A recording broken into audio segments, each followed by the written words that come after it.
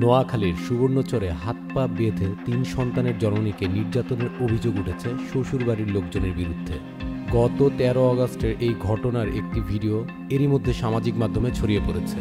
পূর্ব চরবটা ইউনিয়নের চরমজিৎ গ্রামের গৃহবধূ শারমিন আক্তারের অভিযোগ, ১২ বছর আগে পারিবারিকভাবে একই গ্রামের নূর নবীর সাথে তার বিয়ে হয়। স্বামী শারীরিকভাবে প্রতিবন্ধী হওয়ায় তিনি নিজে ভিক্ষা করে সংসার চালাতেন। তার এক মেয়ের হার্টের সমস্যা থাকায় ৫০,০০০ টাকার দরকার। ভিক্ষা করে বাড়ি ফিরতে দেরি হলে স্বামী পরকীয়ার অভিযোগ তুলে গালাগালি করত। কলহের এক পর্যায়ে কাজের সন্ধানে ঢাকা চলে আসেন শারমিন। সম্প্রতি তাকে বাড়ি নিয়ে যায় এক প্রতিবেশী।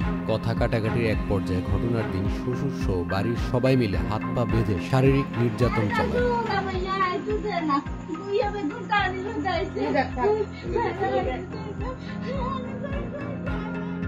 চরজব্বর থানার ভারপ্রাপ্ত কর্মকর্তা ওসি কাউসার আলম ভূঁইয়া বলেন, গৃহবধূর হাত পা বাঁধা একটি ভিডিও চিত্র সামাজিক যোগাযোগ মাধ্যমে দেখে ঘটনাস্থলে পুলিশ পাঠানো হয়েছে।